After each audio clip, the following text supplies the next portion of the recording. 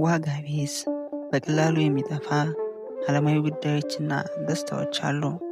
ከፀሐይ በታች በሚደክምበት ድካም ሁሉ የሰው ትርፉ ምንድን ነው ሲል ሰለሞን እንደተናገረው ያለና ልክ እንደ ዮናስ ከነነዌ ድህነት ይልቅ በጽዋቷ ድህነት ምክንያት የሆነ የደስታ አይነት አለ።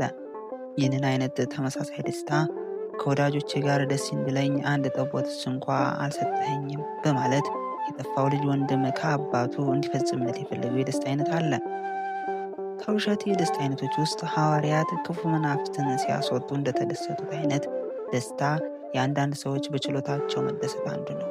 ስለዚህ ጌታ ለእነርሱ መናፍስት ስለተገዙላችሁ በዚህ ደስ ይበላችሁ አላቸው።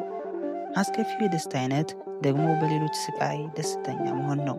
ስለዚህ ሐዋርያው ሲናገር ከእውነት ጋር ደስ ይለዋል እንጂ ስለ አመፃ ደስ አይለውም ብሏል። ሰሎሞን በሰዎች ውድቀት እንደሚደሰቱት ጠላትህ ቢወድቅ ደስ አይበልህ፣ በመሰናክሉም ልብህ ሐሴት አያድርግ አለ። ይህ የማይገባ ደስታ በሌሎች ሰዎች ውድቀት መደሰትን ያመለክታል።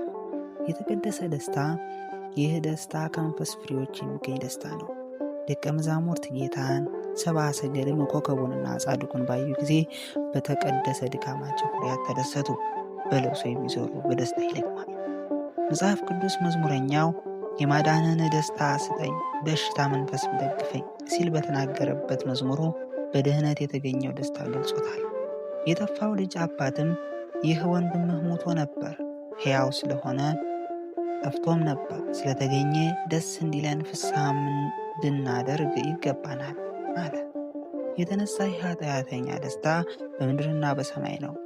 መልካም እረኛ የጠፋውን በግ ባገኘው ጊዜ ደስ ብሎት በጫንቃው ይሸከመዋል። ዳግመኛም ንስሐ ከማያስፈልጋቸው ከ99 ጻድቃን ይልቅ ንስሐ በሚገባ በአንድ ኃጢአተኛ በሰማይ ደስታ ይሆናል። ዳግመኛም በሁሉም የጸጋ ምክንያቶች ሁሉ እንደሰታለን።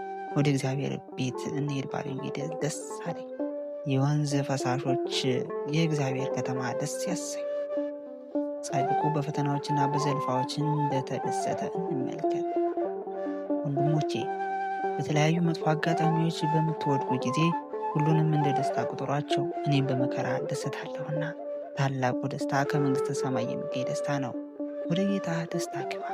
ይህ ነው በጌታና መንግሥቱ የምንደሰትበት እውነተኛ ደስታ። ወደ መንግሥቱ ባንቀርብም እንኳን ሐዋርያው በተስፋ ደስ ይበላችሁ እንዳለው በተስፋ በምንጠፋበት ጊዜ እንደሰታለን።